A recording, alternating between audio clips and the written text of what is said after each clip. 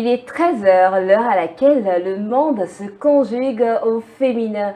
Chers téléspectateurs, bienvenue dans votre émission. Mesdames et messieurs, vous êtes...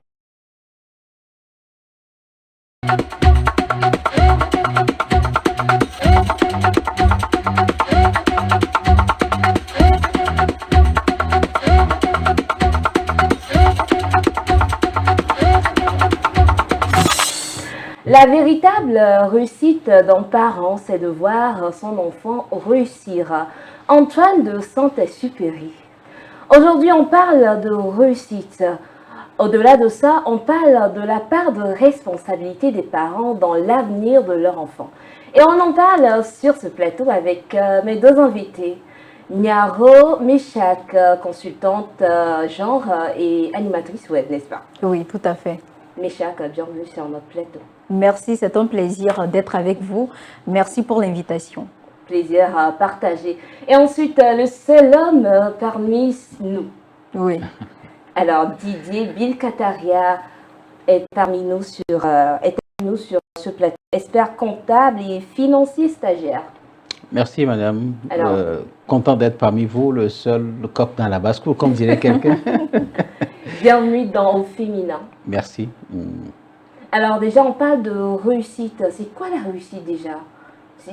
Comment on l'explique? C'est quoi réussir?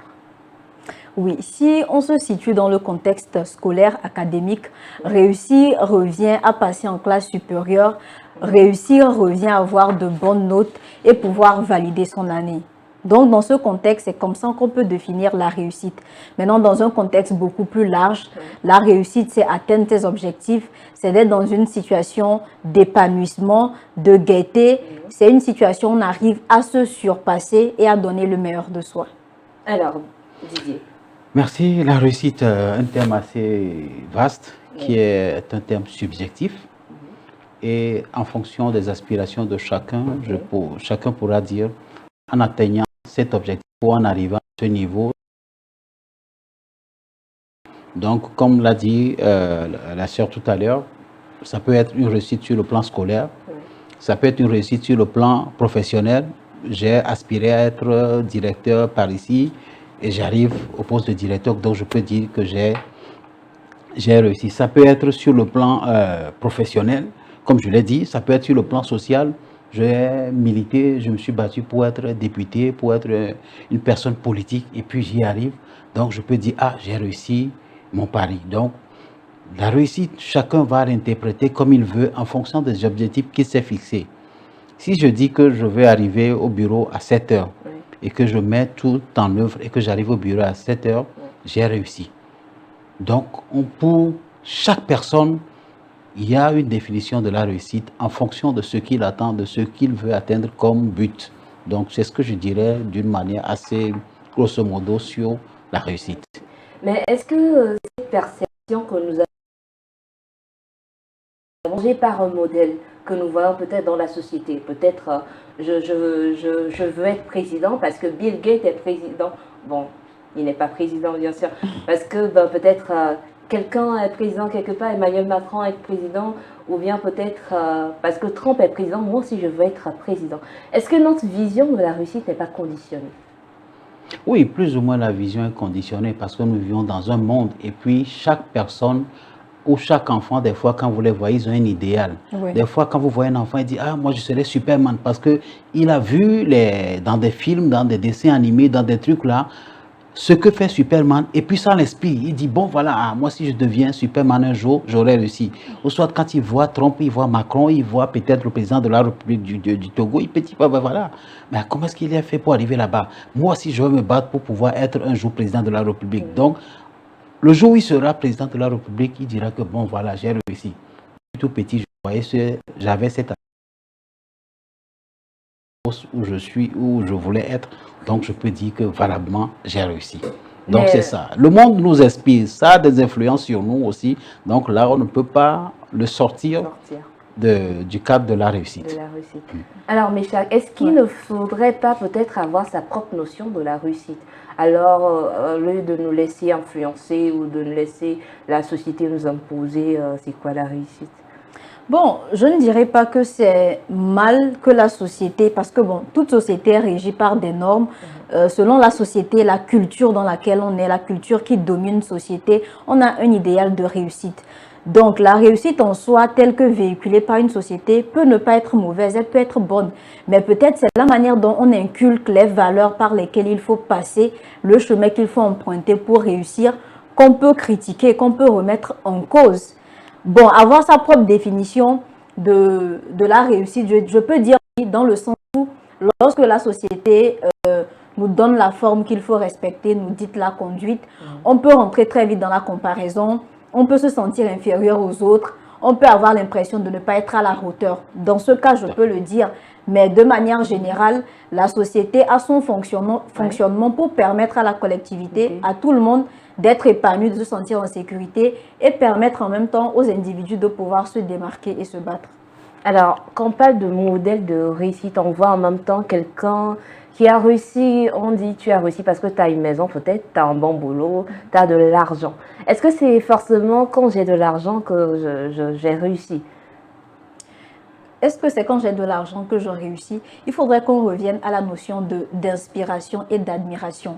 En tant qu'humain, on a tendance à admirer, à féliciter, à se sentir influencé par une personne qui nous dépasse, qui arrive à se démarquer, une personne qui possède quelque chose qu'on n'a pas, une chose que nous trouvons positive.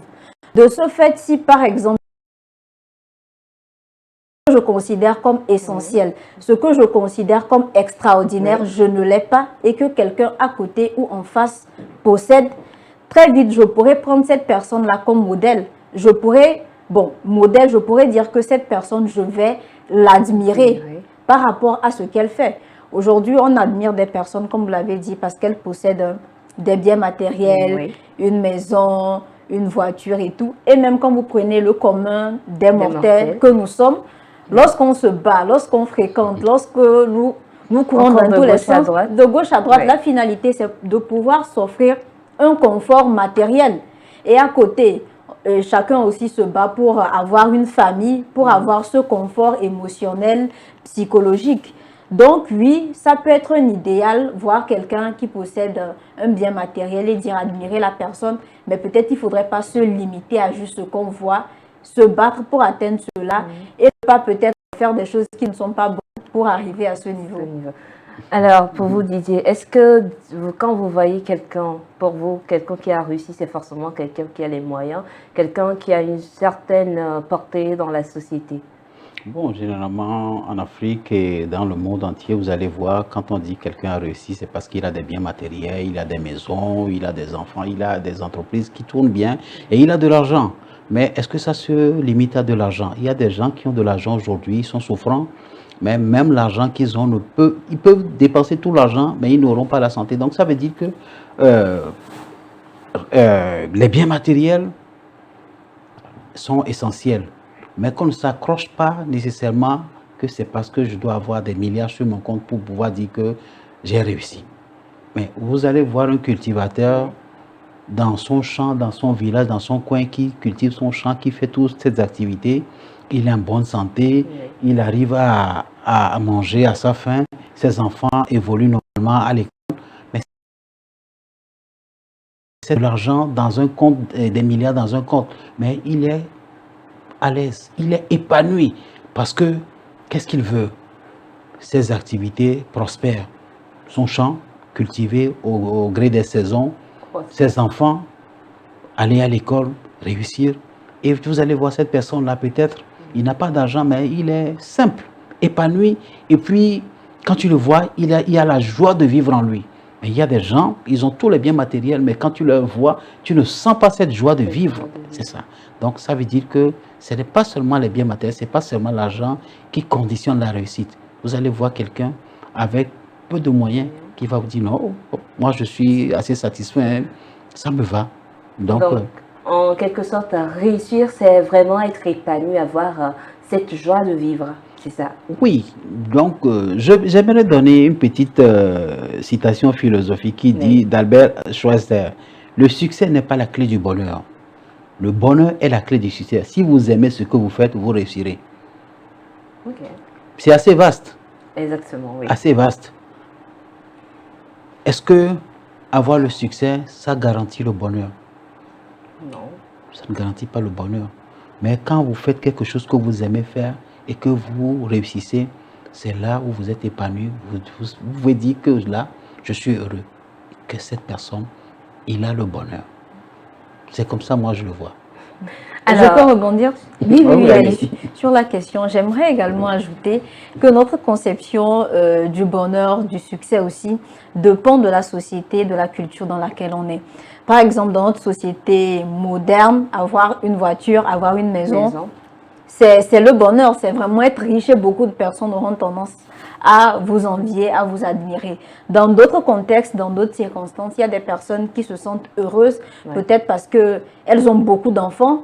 La personne possède des hectares de champs de maïs ou bien de champs de cacao, ou cette personne est notable dans un village, la personne a beaucoup de femmes et là-bas c'est considéré comme une valeur, c'est considéré comme une richesse. Des personnes, vous vous retrouvez dans des endroits où l'élevage est vraiment l'activité phare, où une personne possède des centaines de bœufs, beaucoup de bétail. En ce moment, cette personne, dans la situation géographique dans laquelle la personne se retrouve, va faire que les gens de ce milieu auront tendance à s'inspirer de cette personne et ne seront nullement influencés ou impressionnés par quelqu'un qui va débarquer peut-être avec un R+3 ou avec sa voiture de luxe, une J-Tour, quelque chose comme ça, parce qu'elle se dit, on n'en a pas besoin, ça ne fait pas partie des besoins de notre communauté, je ne suis pas impressionnée, je préfère avoir un bétail de plus d'une centaine de moutons, de bovins et de tout ce qu'on connaît. Alors, on dit souvent que les parents sont la semence et la terre sur laquelle les enfants poussent. Ouais. Est-ce que la réussite d'un enfant est le fruit d'une éducation, d'une bonne éducation parentale? Est-ce qu'on peut dire que la réussite, c'est parce qu'on a éduqué un enfant qu'il a réussi? Allez-y d'abord, allez-y d'abord. Oui, en grande partie, oui. Parce que d'abord, l'éducation conditionne une personne. L'éducation permet de poser les fondements, les valeurs, les principes qui vont être inculqués. Et j'ai l'habitude de dire que l'être humain n'est imparfait. Donc, dans les premières années, à travers l'éducation, on va tenter de rectifier, de retirer tout ce qui est mauvais et essayer d'inculquer les bonnes valeurs. Et maintenant, l'éducation, puisqu'elle comporte beaucoup d'aspects, et que ce n'est pas seulement l'aspect social, on ne va pas seulement éduquer sur les valeurs, les principes qui vont permettre à l'enfant de pouvoir vivre en société, mais qui vont lui permettre peut-être d'avoir des ambitions, d'avoir une vision plus grande. Oui, l'éducation peut être un facteur qui va déterminer la réussite d'un enfant.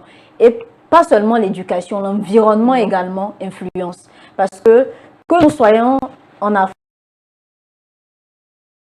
permet à l'éducation qu'on a donnée à la maison de bien s'incruster, où l'éducation, l'environnement va jouer en défaveur de l'éducation qui a été donnée à travers peut-être des personnes qui n'ont pas le même comportement, qui ne s'alignent pas à l'éducation qui a été reçue à la maison. Donc oui, l'éducation en grande partie, elle permet à l'enfant d'abord en tant qu'individu de grandir, d'apprendre à connaître les rapports qu'il sera emmené à entretenir avec les autres. Et pour le reste, je reviendrai.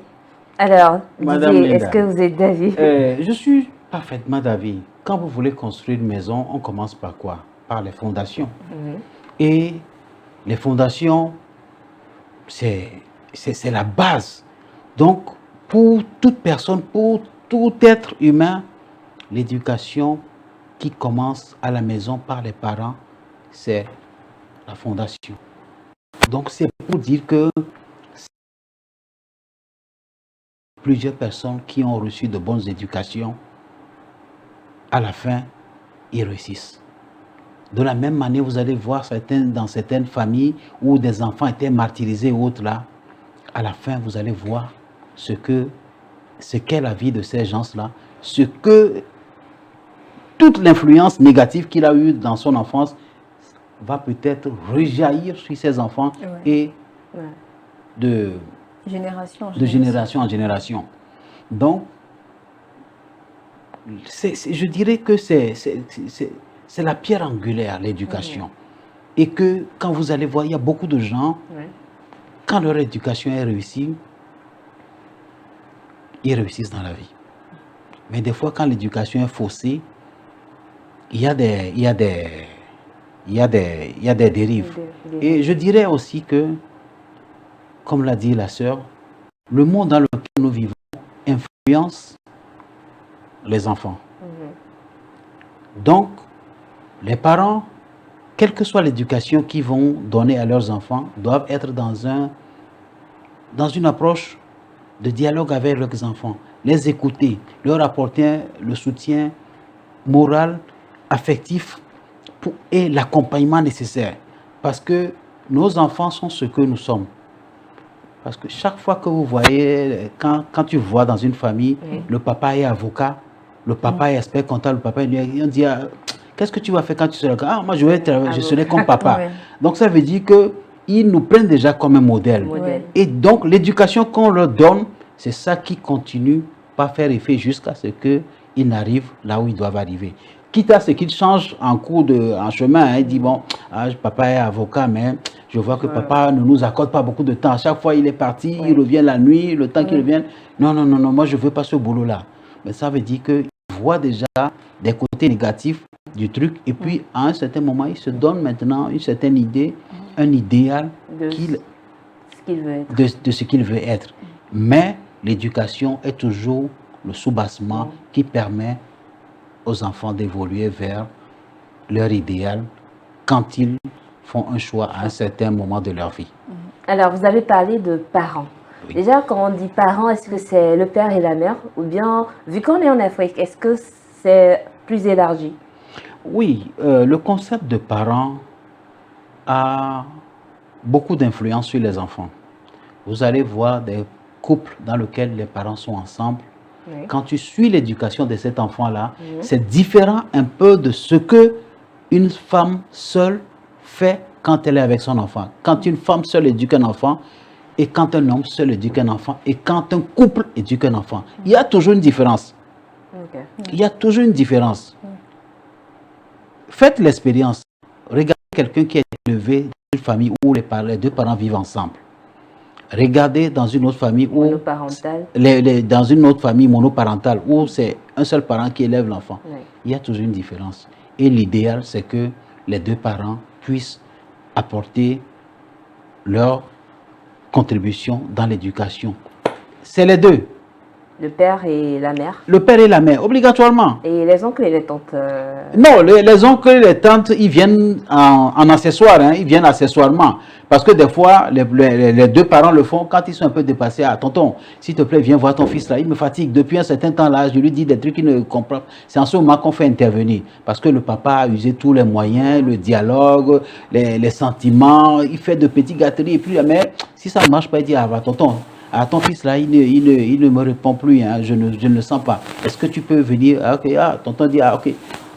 Ce week-end là, je veux le recevoir, il n'a qu'à venir chez moi. Et puis, dans de petites discussions, tu vois, c'est là où les parents, les tantes interviennent. Donc, voilà ce que je peux dire sur cet aspect-là. Alors, Meshach, et un enfant qui a été éduqué et tout, mais qui n'arrive pas à trouver son chemin à lui. Est-ce que quand même les parents ont une part de responsabilité dans cela? Oui, avant de répondre à la question, j'aimerais revenir à la question de la parentalité, les parents. Oui. Je dirais que les parents pour un enfant sont des personnes qui ont un lien de sang. Mais la question d'éducateur s'étend un peu plus à un univers un peu plus vaste. Les parents peuvent être les éducateurs, les enseignants à l'école sont également d'une certaine manière des éducateurs.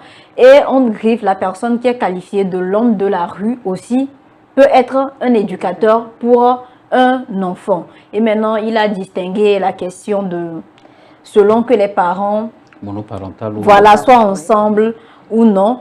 L'éducation est différente, mais il faut dire que selon les différentes parties, ces composantes-là, des différents éducateurs-là, ces personnes auront pour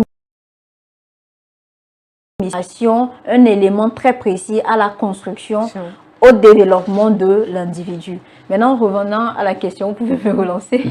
Alors, je disais, si à part avoir, on a éduqué un enfant, et s'il n'arrive pas à trouver son chemin, est-ce que les parents ont une part de responsabilité dans ce cas? Oui, je dirais oui. Pourquoi? Parce que je vais aller comme ça, ce n'est pas pour tirer sur les parents parce que les parents font beaucoup d'efforts. Oui. Ils doivent assurer les besoins émotionnels, matériels des enfants. Ils doivent être eux-mêmes heureux, s'apporter du bonheur en tant que couple. Donc, ils sont amenés à faire beaucoup. Ils font face à beaucoup de défis en tant qu'individu, en tant que parent, en tant qu'époux, en tant que conjoint. Donc, d'abord, il faut féliciter les parents pour le travail qui est fait, surtout qu'actuellement, c'est très difficile pour eux.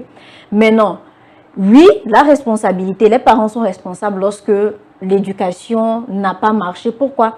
Parce que j'ai fait un petit constat, j'ai observé quelque chose. Je me suis rendu compte que les parents ont éduqué par mimétisme. C'est ce qu'ils ont reçu, qu'ils ont transmis. C'est censé être normal. Mais là où le bas blesse, c'est que on ne prend pas le temps de déterminer la personnalité de l'enfant qui est né. C'est-à-dire qu'on a reçu des informations, on a reçu des valeurs et maintenant on se contente de les transmettre, de les inculquer à l'enfant sans vraiment prendre en compte, sans chercher à savoir qui est cet enfant. Pourquoi cet enfant n'est pas réceptif? Pourquoi parmi les 3-4 enfants, celui-ci semble têtu? Est-ce que celui qui semble écouter ce que je dis le fait vraiment parce que je suis devant ou bien en mon absence, l'enfant arrive à le faire? L'environnement dans lequel nous sommes, est-ce que c'est favorable aux valeurs que je suis en train d'inculquer? De quelle manière est-ce que je suis en train d'inculquer ces valeurs? Est-ce avec, comment dire ça, avec la peur que je suis en train d'éduquer les enfants? Est-ce que c'est avec les interdictions? Je suis tout le temps en train de dire ça là c'est mauvais, ça c'est diabolique, ça c'est pas bon, ne faites pas ça. Est-ce que j'alimente une de peur? Parce que le problème c'est que lorsqu'on éduque les enfants à travers beaucoup d'interdictions et la peur, le jour où l'enfant se retrouve dans une situation, dans un environnement de confiance où vous n'êtes pas là, il va faire ce qu'il a envie de faire et on va se demander mais cet enfant a été éduqué par de bons parents, c'est parce que les parents ne sont pas à côté que l'enfant fait des bêtises. Mais non, c'est parce que l'enfant, on n'a pas réussi à convaincre l'enfant des valeurs qu'on lui a inculquées. Il faudrait qu'il se laisse approprier, se dise aujourd'hui, je pose tel acte parce que c'est bon pour moi. Tel acte, je refuse de le poser parce que c'est mauvais pour moi. Mais si dans la tête de l'enfant, c'est ah, si papa apprend ça, je suis foutu. Ou bien maman m'a interdit de faire ça, que je le fais, ça ne va pas marcher. Des années plus tard, on va se dire, mais tous ces enfants sont restés dans la même maison. Lui là, il n'a pas bien réagi. Et pourquoi il n'est pas comme les autres? Et il faut aussi parler des facteurs extérieurs. Nous sommes dans une société où, tel que les choses se passaient avant, il fallait laisser la grande famille, les oncles, les tantes et tout. Mais il faut dire que de nos jours, ce n'est pas très bien géré. Parce qu'il y a des sujets qui doivent rester dans l'intimité. En famille, c'est-à-dire la petite famille, que parfois on extrapole, on fait intégrer d'autres personnes, ce qui fait que finalement l'enfant qui peut être réceptif à un sujet, à 4 ne peut plus l'être parce qu'il se sent humilié, il se sent blessé et finalement il fait sujet de raillerie. Et maintenant, il y a parfois des situations où l'enfant, il faut une autorité plus forte que celle des parents, peut-être parce qu'il n'arrive pas à canaliser l'énergie de l'enfant. Donc, en ce moment, on doit faire appel à quelqu'un extérieur, à un expert. En ce moment, on ne le fait pas. Vous voyez, parfois, on mélange les choses. Là où il faut poser des actes, on ne le fait pas. Là où il ne faut pas, on le fait. Et finalement, on se retrouve généralement à l'adolescence, où l'enfant fait des crises. On ne comprend pas. Ou à l'âge adulte, l'enfant qui devient... méconnaissable ou qui s'éloigne de la famille, qui tiennent des propos, on est surpris, mais on n'a pas pris le temps de voir les signes, les alertes, on n'a pas pris le temps de connaître cet enfant. Alors, on n'a pas pris le temps de connaître cet enfant, mais on dit la plupart du temps quand ça ne va pas, quand l'éducation d'un enfant ou bien un enfant échoue, on dit c'est la faute à la mère parce qu'elle est la plus présente auprès des enfants. Est-ce que pour vous c'est une réalité? Parce que oui, l'enfant n'a pas réussi, c'est forcément à cause de sa mère. Non, ça je ne suis pas du tout d'accord que parce qu'un enfant ne réussit pas, c'est la faute à la maman. Non, pas du tout. Vous allez voir dans certains couples, je prends par exemple, la maman est peut-être assistante de direction, le papa est peut-être DG quelque part. Et ils n'ont pas le temps de venir s'occuper de leurs enfants. Le temps de rentrer, c'est difficile. Même des fois, quand ils rentrent, les enfants sont déjà couchés. Oui, mais est-ce que peut-être ce n'est pas un abandon? Ou bien ils se désolidarisent? Non, ce n'est pas un abandon. Mais après, derrière, vous allez voir, il y a des gens, ils ont beaucoup de responsabilités, ils rentrent tardivement, mais ils sont tellement organisés que quand ils rentrent le soir, ils reviennent, ils contrôlent tout. Et le matin, quand les enfants se réveillent, avant de partir, ils savent ce qu'ils ont à faire. Ils ont un cérémoniel, ils contrôlent tout. Et ils ont l'assurance que même quand ils ne sont pas là, il y a quelque chose qui est fait derrière. Et ces gens, qu'est-ce qu'ils font? Quand ils ont un petit temps, ils le passent avec leurs enfants pour pouvoir compenser tout ce qu'ils n'ont pas fait. Vous allez voir, ils sortent, ils s'en vont en week-end quelque part pour pouvoir permettre aux enfants de s'épanouir. Ils échangent avec eux. Ah, la semaine-là, on ne s'est pas vu. Qu'est-ce que vous avez fait à l'école? Qu'est-ce qui s'est passé? Ah, ok. Ah, tu étais malade, je t'avais dit de prendre tel médicament. Tu ne m'as plus dit qu'est-ce qui s'est passé. Donc, ça veut dire qu'ils essaient chaque fois de trouver un temps pour récupérer, pour pouvoir voir tout ce qui s'est passé, faire un petit bilan. Je vous donne aussi un autre exemple. Vous allez voir des fois des petites femmes qui sont des bonnes femmes qui vendent peut-être des oranges ou des trucs à la maison, qui n'ont pas un niveau intellectuel assez élevé. Mais quand vous voyez les réussites et l'éducation que ces enfants ont reçue, ça sort hors du commun. Vous dites, ah, ta maman, la petite vendeuse là, elle t'a bien éduquée comme cela. Parce que elle sait qu'elle n'a pas un bagage intellectuel, mais elle a un idéal pour son enfant. Et chaque fois, quand elle rentre, le fait de faire les petits travaux ménagers là, allez sortir vos cahiers. Vous avez appris. Et puis, vous allez voir, cet enfant-là, la maman le suit. Ce qui fait que des fois aussi, c'est bien vrai, vous allez voir les parents qui ont réussi, des fois les enfants ne réussissent pas parce qu'il y a ce truc-là, les parents sont préoccupés par leur profession ou soit leur fonction qui négligent leurs enfants. Je vais vous raconter une anecdote. Il y avait une grand-mère qui suivait chaque fois, comme je le dis, ses enfants. Elle n'a jamais été à l'école. Et puis, les enfants, eux, ils pensaient que leur grand-mère est analphabète. Non, elle était très intellectuelle. Allez prendre vos cahiers, réciter les leçons. Et d'un coup, tu reçois un coup, bam! L'enfant reçoit un coup. C'est ce qu'on écrit que tu lis là. C'est ce qu'on écrit que tu lis là. Parce qu'elle a entendu d'abord l'enfant lire quelque chose, et après l'enfant relit autre chose. Elle dit, répète-moi ça, et puis vous voyez que l'enfant... Le temps que les enfants ne se rendent compte des années après que leur maman, leur grand-mère était analphabète, ils avaient déjà pris le pli et puis ils avançaient. Et la grand-mère nous frappait comme ça, mais elle ne connaissait rien. Donc c'est dire que vous allez voir des fois des parents qui n'ont pas de grands moyens sont très très proches de l'éducation. Quand je dis l'éducation, je prends tout, de l'éducation dans tous les sens, et que vous allez voir qu'ils suivent leurs enfants au pas. Donc voilà un peu comment le truc se passe. Des fois, les parents, du fait de leur fonction et autres là, les enfants pâtissent. De même que la bonne femme qui vend des oranges au bord de la route, elle est au collet de son enfant dès qu'elle rentre. Est-ce que tu as appris tes leçons? Viens me réciter la leçon. Même si elle ne s'y connaît pas, elle dit récite-moi la leçon. C'est ça? Ok. Qu'est-ce que vous avez fait? Donc ça veut dire que des fois, on gagne quelque part, on perd quelque part. Donc, alors, Didier, Méchac, nous sommes malheureusement déjà à la fin de la première partie. On va entamer la deuxième partie où on va approfondir ce sujet. Chers téléspectateurs, voici déjà planté le décor. Rendez-vous prochainement pour la deuxième partie de notre émission.